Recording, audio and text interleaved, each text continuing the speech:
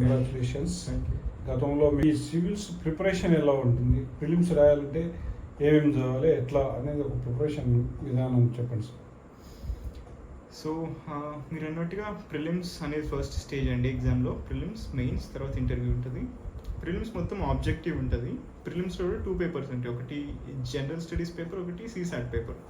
General studies అంటే మనం మెయిన్స్కి చదివే సిలబస్ ఏదైతే ఉంటుందో, అంటే like polity, economy, history, geography, ఇట్లాంటి సబ్జెక్ట్స్ నుండే ఆబ్జెక్టివ్ క్వశ్చన్స్ ఉంటాయి. దానితో పాటు కరెంట్ అఫైర్స్ కూడా ఉంటాయి, అంటే డే టు డే న్యూస్ పేపర్లో వచ్చే ఈవెంట్స్.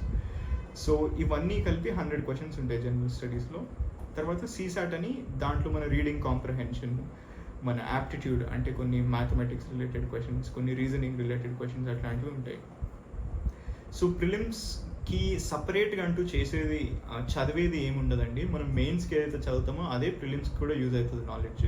కాకపోతే ప్రిలిమ్స్కి కొన్ని ఎక్కువ టెస్ట్స్ రాయడం, ప్రాక్టీస్ చేస్తే మనకి ఆప్షన్స్ ఉన్నప్పుడు ఎట్లా ఎలిమినేట్ చేయాలి, మనకి కొంచెమే నాలెడ్జ్ ఉన్నా కూడా రైట్ ఆన్సర్ వైపు ఎట్లా మూవ్ అవ్వాలి అనేలాంటి కొన్ని స్కిల్స్ మనకి మాక్ టెస్ట్ ప్రాక్టీస్ ద్వారా తెలుస్తుంది.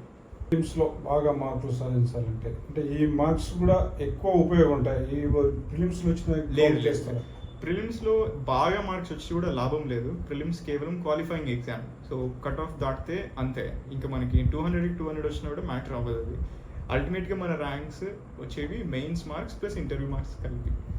కాబట్టి దీనికి పెద్ద ఎక్కువ మార్క్ అంటే అట్లని కూడా కాదు, ఎక్కువ మార్కులు లేదు కదా అని చెప్పి లైట్గా ఉండమని కూడా కాదు, ఎందుకంటే క్వాలిఫై అవ్వాలి కదా ఫస్ట్. సో ప్రిలిమ్స్ కూడా చాలా చాలా కష్టమైన ఎగ్జామ్. చాలా మంది మనకి చాలా కేసెస్లో ప్రిలిమ్స్ని జస్ట్ ఒక ½ మార్క్ మార్జిన్తో క్లియర్ అయ్యి ఫైనల్ లిస్ట్లో all India first rank, second rank, top 10లో ర్యాంక్స్ వచ్చిన వాళ్ళు కూడా ఉన్నారు.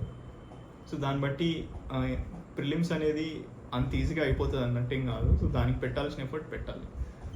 మొత్తం టోటల్గా ఎన్ని అటెంప్ట్స్ ఉంటాయి, ఎవరికి అంటే రిజర్వేషన్ వైజ్గా ఉంటాయా, ఎలా ఉంటాయి అటెంప్ట్స్? జనరల్ కేటగిరీ వాళ్ళకి 6 అటెంప్ట్స్ ఉంటాయి మ్యాక్సిమం.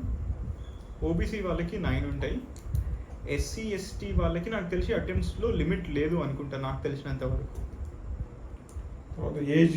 ఏజ్ కూడా ఉంటుంది, నాకు తెలిసి 31 32 ఉంది జనరల్ కేటగిరీకి. ఓబీసీకి నాకు తెలిసి ఇంకా కొంచెం ఎక్కువ. SC ST వాళ్ళకి నాకు తెలిసి లిమిట్ ఉందో లేదో నాకు తెలియదు ఎగ్జాక్ట్గా. Okay sir, thank you, congratulations.